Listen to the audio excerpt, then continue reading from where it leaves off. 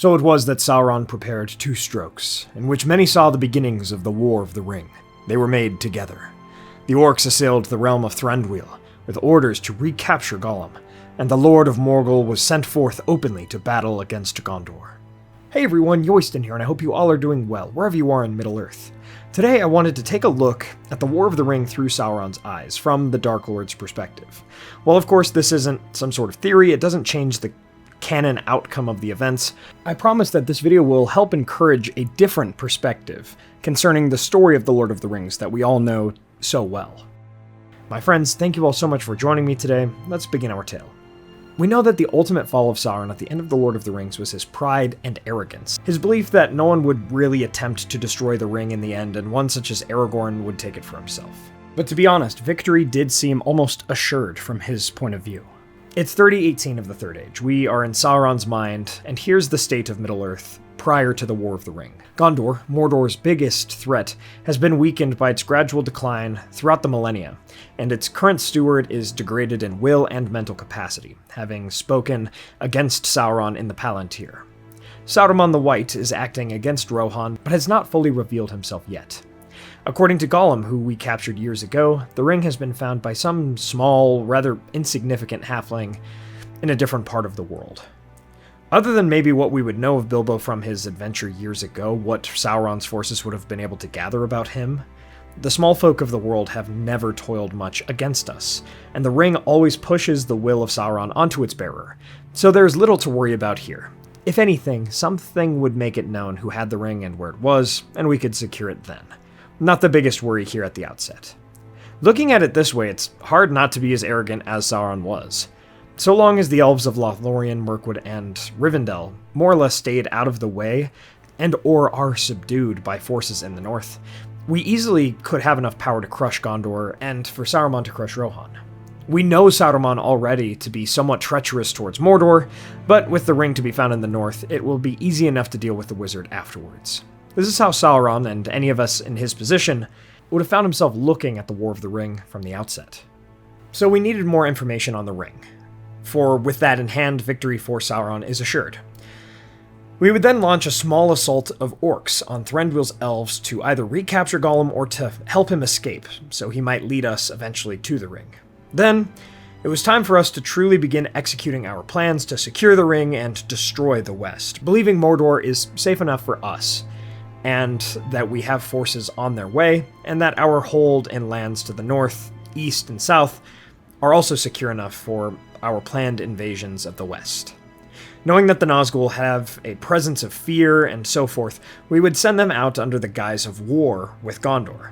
But afterwards, they would turn north and begin searching for the One Ring east of the Misty Mountains, as it is laid out in the Unfinished Tales. Eventually, they would head for the Gap of Rohan, Saruman, and so forth, using the treacherous White Wizard and some of his servants for more information. If the ring was held by this Baggins in the far-off Shire, the Nazgul would find it because, again, they had an affinity for the ruling ring. It was likely to corrupt whoever was carrying it. Especially if they were the same exact Baggins that had taken it from Gollum all those years ago, they must have already been very corrupted. And it would be returned to Sauron before the war even really started with Gondor in earnest. All while our forces in Mordor prepare. All we, as Sauron, would need to do is wait. And we can even look at it this way. One of the 9 Nazgul, sure, the leader and the strongest, but still one of 9, took down an entire kingdom of men centuries before. Having him and all of the other ring wraiths as well, against a few halflings in some far-off land.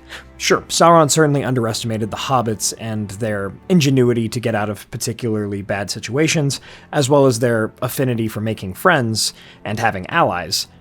But still, not a bad bet overall. Now, this first strategy was honestly almost successful in and of itself, and had Frodo not made it across the ford of the Bruinen River, it would have been. Frodo would have been way too far away from Rivendell and his companions for aid to come from them, and the Nazgul would have been too swift on horseback for any except potentially Glorfindel to come after them and reclaim the ring. But then it likely would have corrupted the Elf Lord instead. However, Sauron's 9 lieutenants were swept away in the river, as was this first strategy.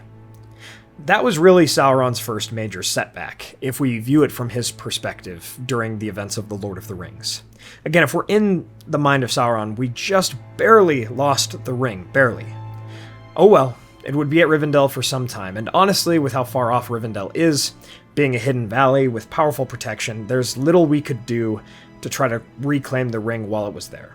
So, Sauron decided to recloak the Nazgul and put them on fell beasts. The ring, if it was to leave Rivendell, could only be heading one way, towards Mordor, and towards potentially Mount Doom and Sauron himself. All Sauron needed to do was wait for that to happen. Even then, every single crossing from Eriador into either Rovanion, Rohan, or Gondor were all dangerous to the Free Peoples. It was possible that, in our worst-case scenarios, the Fellowship would make it through, and closer to us, unabated, or even that Saruman's forces got the ring. Well, we planned for those ideas to happen too.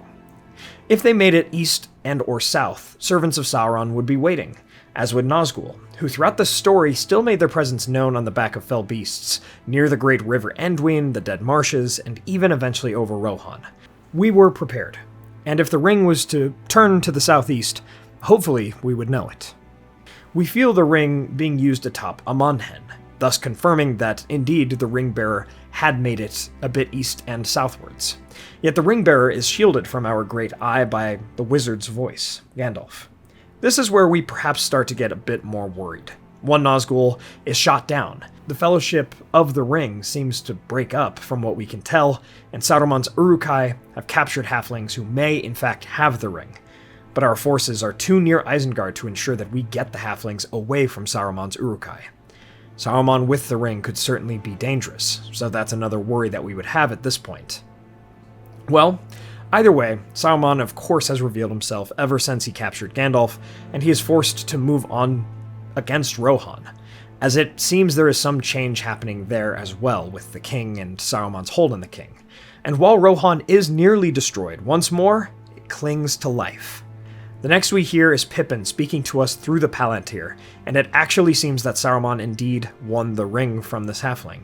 We send a Nazgul immediately to speak with Saruman and reclaim the ring if possible, but he has actually been handily defeated, locked in his tower, and he doesn't have the ring nor the Palantir.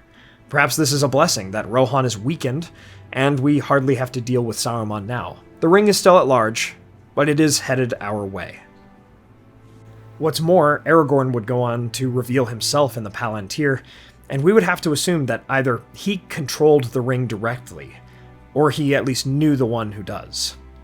And so it would be time for us to act in war, sooner than we might have hoped, as we should have gotten the ring back by now, but it is time to burn Gondor to the ground and stop this would-be king in his tracks. Release the Corsairs, the Haradrim, the Easterlings, the Orcs, everything.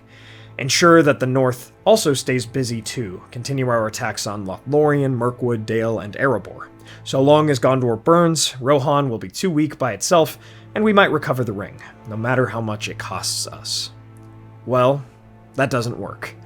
Every sign points to Mordor's victory in this battle and this siege of Gondor, but every single threat is dealt with too handily. With the arrival of the Rohirrim, the more permanent death of the Witch King on the field, and the defeat of the Corsairs, with the arrival of more men from southern Gondor, as well as Aragorn, we lose.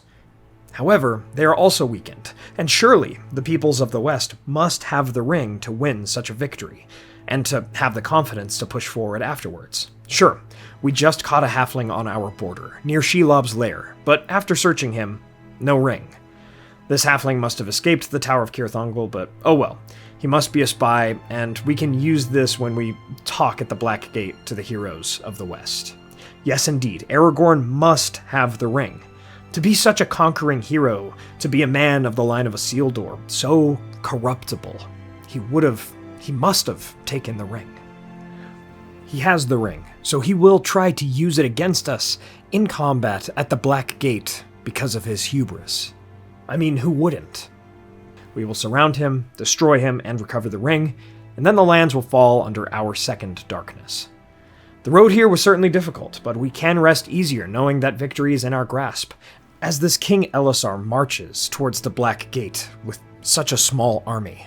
As we watch the host of the West get defeated from Barad-dûr after speaking to them through our Mouth of Sauron, something suddenly tugs on our minds. The ring. Someone put it on. Someone inside Mount Doom. We send our remaining Nazgul there. We perhaps begin to even walk there ourselves as Sauron, to no avail.